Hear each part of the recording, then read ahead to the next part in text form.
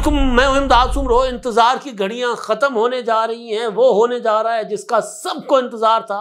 Suspense से भरी film Pakistan की सियासत की और बल्कि पाकिस्तान के इदारों में जारी कशमकश लड़ाई पर भरपूर जो फिल्म है वो अपने इख्तितामी मराहल में दाखिल हो रही है, अपने दी एंड तक जा रही है। दी एंड क्या होगा वो मैं आपके सामने रखने जा रहा हूँ, क्योंकि एक बहुत बड़ी दरख्वास्त आ चुकी हुई है और उस बहुत बड़ी दरख्वास्त के बाद बहुत बड़े बड़े फैसले आएंगे और बड़ी बड़ी डेवलपमेंट्स होंगी। वो क्या होंगी वो आपके सामने रखूंगा। और तहरीक इंसाफ ने या इमरान खान साहब ने कल होने वाला जलसा या ऐलान करदा जलसा जो था रावलपिंडी का, वो क्यों मुलतवी किया और क्यों उसकी जगह एहतजाज की कॉल दी। क्या रुकावट आई पीटीआई को? इमरान खान साहब तो किसी के सामने झुकते ही नहीं हैं। तो हुआ क्या ऐसा कि इमरान खान साहब झुक ही नहीं गए, लेट गए।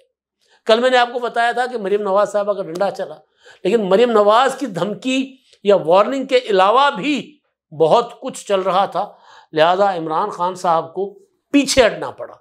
उसमें अली अमीन गंडापुर का क्या किरदार है वो मैं आपके साथ तफसील के साथ आपके सामने रखने जा रहा हूँ। लेकिन एक चीज़, जो लोग बहुत ज़्यादा इन है मामलात में, पावर कॉरिडोर्स में, या जो इस सारी फैसला साजी में, या कोई उसको साजिश कहे, कोई उसको हिकमत अमली कहे, कोई उसको सियासत कहे, कोई उसको एक्शंस कहे, कोई एक्शन का रिएक्शन कहे, जो भी नाम दे दे, उसमें जो बराह रास्त लोग शामिल हैं, मुलविस नहीं शामिल हैं, जो उसका हिस्सा हैं, वो लोग ये खबर दे रहे हैं कि 5 अक्टूबर तक बहुत कुछ हो जाएगा पाकिस्तान में, बहुत कुछ, और ऐसा कुछ कि फिर शक्लें बदल जाएंगी, माहौल बदल जाएगा। जो दरख्वास्त आई है वो मैं आपको गुजारिश करने जा रहा हूँ, और ये वो चीज़ है जो मैं डे 1 से आपके सामने रखता आ रहा हूँ कि election commission of Pakistan supreme court of Pakistan के फैसले पर अमल नहीं करेगा। कौन सा फैसला? मखसूस नशिस्तों का। एक तो दायरा इलेक्शन कमीशन ऑफ पाकिस्तान का काम था जो उन्होंने किया, तो उस पर जैसे ही सुप्रीम कोर्ट का फैसला आया था 12 जुलाई का, तो इलेक्शन कमीशन के अंदर खलबली मच गई थी और ये समझा जा रहा था कि सुप्रीम कोर्ट अपने फैसलों के जरिए या 8 जज साहबान के उस फैसले की शक्ल में, उस फैसले के नतीजे में इलेक्शन कमीशन जो है उसका वजूद एक तरह से ख़त्म हो गया। इलेक्शन कमीशन एक आईनी इदारा है, उसको सुप्रीम कोर्ट इस तरह जो है गैर फाल नहीं कर सकता, इस तरह उसको बेसरोपा नहीं कर सकता कि जी वो कुछ करे और सुप्रीम कोर्ट कहे कि जी नहीं आप ये नहीं कर सकते और वो वापस हो जाए। ये ठाका ठुकी की आवाज़ें आपको आएंगी, ज़रा साथ काम चल रहा है, तो बहरहाल वो उसको आपने ज़रा बर्दाश्त करना है। तो उस पर इलेक्शन कमीशन में ये सारी बहस मुबाहिसा मुशावरत चलती रही। अब मैंने आपको गुजारिश ये की थी कि इलेक्शन कमीशन उस फैसले पर अमल करने से पहले पार्लियामेंट की तरफ देखेगा। पार्लियामेंट ने कानून बना दिया, इलेक्शन एक्ट में तरमीम का कानून, और वो कानून प्रैक्टिकली 12 जुलाई के उस फैसले को गैर मौसर कर रहा था। इलेक्शन कमीशन के हाथ एक हथियार लग गया। इलेक्शन कमीशन ने सुप्रीम कोर्ट के फैसले पर अमल करने से पहले 8 जज साहिबान के फैसले की रोशनी में या हिदायत के मुताबिक एक दरख्वास्त डाल दी थी कि जी आप बताएं, यहाँ तो आप कहते हैं कि जी पीटीआई के जो 39 अरकान पीटीआई के हैं, बाकी जो 41 हैं यानी उनको पीटीआई का डिक्लेयर कर दिया आपने, हमने उस पर तो अमल कर दिया, लेकिन दीगर 41 का फैसला हम कैसे करें? आप कह रहे हैं कि जी नया बयान हल्फी जमा करवाएंगे। तो नया बयान हल्फी वो जिस पार्टी का जमा करवा रहे हैं यानी पीटीआई का, कि हमने पीटीआई के हम उम्मीदवार थे और हम पीटीआई में जाना चाहते हैं, आज़ाद हैसियत में जीत कर आए हैं, तो उनको क्यों हम पीटीआई का तस्वर करें जबकि पीटीआई का जो है तंजीमी ढांचा ही नहीं है। पीटीआई का कोई सदर नहीं है, कोई चेयरमैन नहीं है, कोई सेक्रेटरी नहीं है, इंट्रा पार्टी इलेक्शन का मामला अभी तक लटका हुआ है। उस पर 14 सितंबर को इलेक्शन कमीशन को सुप्रीम कोर्ट के 8 जज साहिबान ने एक पुरस्कार सा ऑर्डर जारी किया था। यानी पुरस्कार इसलिए कि उसकी पैदाइश का किसी को नहीं पता था, कैसे पैदा हुआ वो। यानी इलेक्शन कमीशन ने तो दरख्वास्त दी, इलेक्शन कमीशन को नोटिस नहीं गया, कॉज लिस्ट जारी नहीं हुई, किस अदालत में वो, किस कोर्ट रूम में, किसके चैम्बर में, कौन से काबिल एहतराम जज के चैम्बर में बैठकर उस पर समाअत हुई, किसी को नहीं पता। अब ये तो रजिस्ट्रार सुप्रीम कोर्ट ने चीफ जस्टिस साहब की जो है वो नोटिस के ऊपर या खत के ऊपर उन्होंने वजाहत कर दी। तो वो सारा मामला जो है वो सामने पड़ा हुआ था। इलेक्शन कमीशन ने कहा हम किस तरह करें इस पर अमल। फिर अपना तफसीली फैसला आ गया और वो ऑर्डर जो था मुख्तसर, वो जो वजाहती बयान की शक्ल में जो ऑर्डर जारी हुआ था वो ठीक उस दिन हुआ था जिस दिन आईनी तरमीम के लिए कौमी और सूबाई असम्बली का इजलास हो रहा था हफ्ते के रोज़। उसके बाद जब ये सारी सूरत हाल जो है वो बदल रही थी तो फिर तफसीली फैसला आ गया। तफसीली फैसले में इलेक्शन के ऊपर भी सवाल उठा लिए गए, तफसीली फैसले में अपील को भी निपटा दिया गया, जो अपील में सवाल उठाए गए थे, जो अपील अभी तक लगी नहीं है। तो बहरहाल, लेकिन मैंने गुजारिश ये की थी कि इलेक्शन कमीशन के पास अब प्रैक्टिस एंड प्रोसीजर एक्ट की शक्ल में एक बड़ा हथियार आ गया, वो अब अमल नहीं करेंगे। वजाहत और वजाहती ऑर्डर जिसमें कहा गया कि आपने फौरी तौर पर अमल करना है वरना इसके कानूनी और आईनी नताइज होंगे, इलेक्शन कमीशन को कहा गया।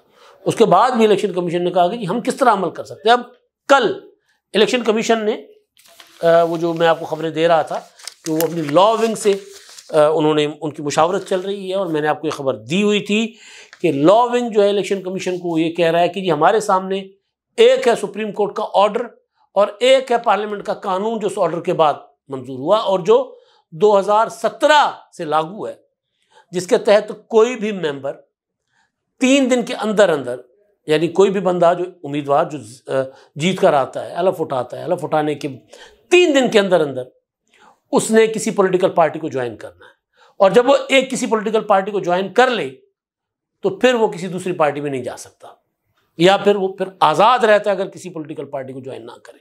तो आइन और कानून तो क्लियर है कि जी इसमें कोई जा ही नहीं सकता। तो एक्ट में जो तरमीम की गई थी उसमें दोबारा उसको वाज़ेह किया गया था और फिर उसमें कुछ और भी चीज़ें थी। तो इलेक्शन कमीशन को लॉ विंग कह रहा था कि भाई हमारे सामने अब ये कानून आ गया, सुप्रीम कोर्ट का फैसला जो है वो लोगों को फ्लोर क्रॉसिंग करवा रहा है, हम सुप्रीम कोर्ट के फैसले के ऊपर अमल करें या हम कानून पर अमल करें।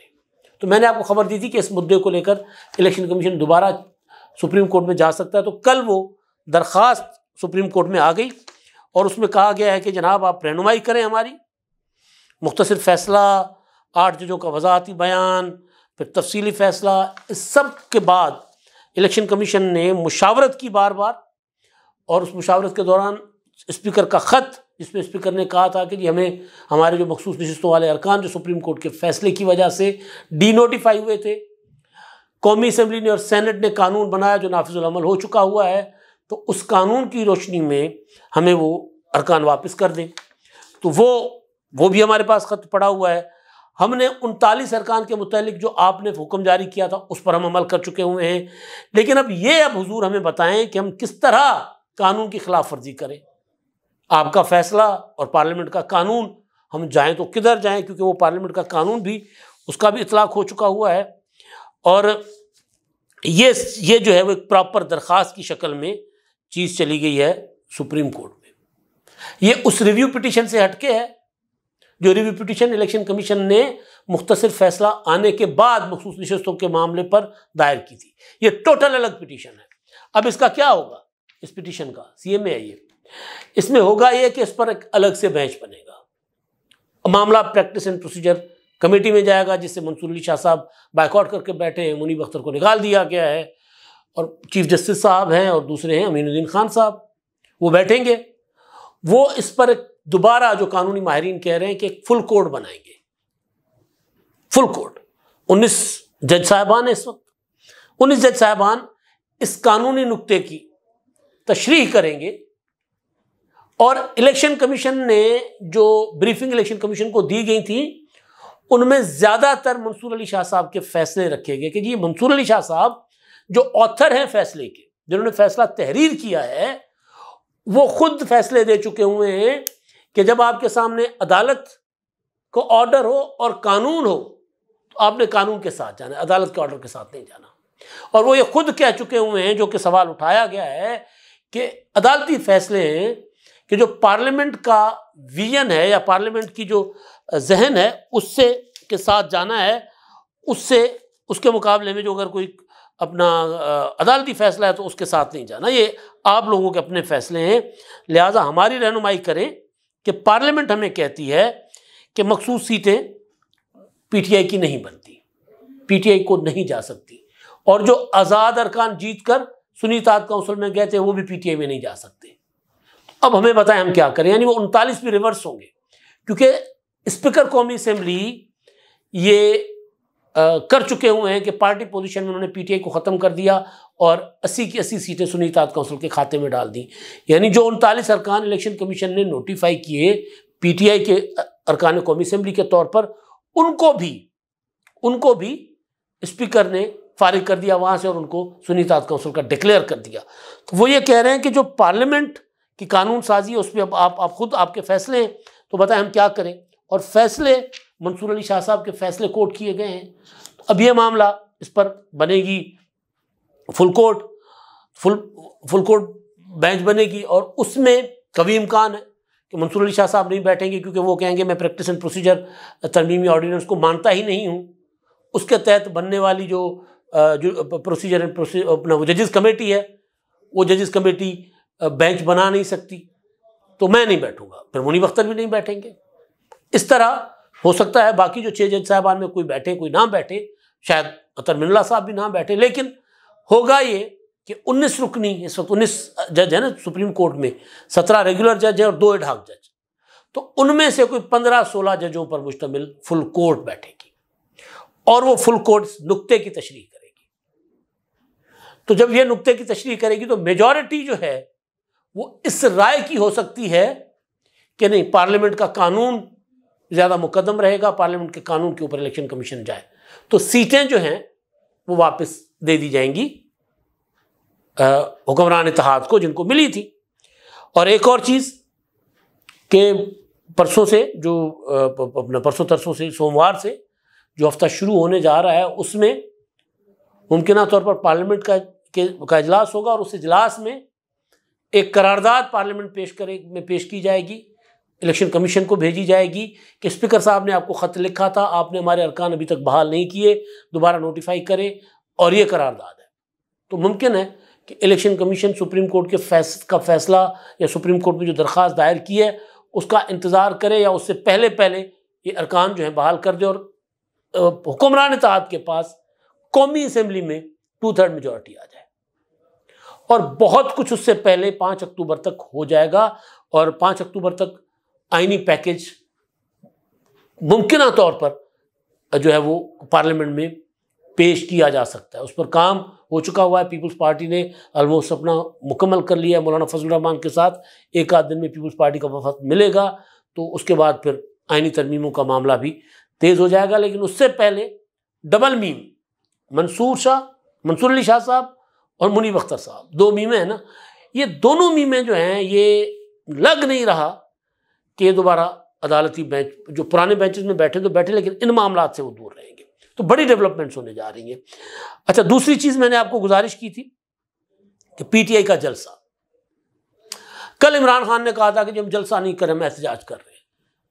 अली अमीन गंडापुर मुलाकात करके गए थे इमरान खान साहब से परसों, कल तो अदालत में साफियों से गुफ्तगू होगी ना, परसों अली अमीन गंडापुर 1.5 घंटा मुलाकात करके गए थे। गंडापुर साहब ने इमरान खान के साथ जोड़ लिए कि जी बस कर जाएं, मैं बहुत मतलब कितने और मुझसे जो है वो आपने इतनी भड़के मरवानी है, कभी संगजानी में और कभी उधर मवेशी मंडी काना में।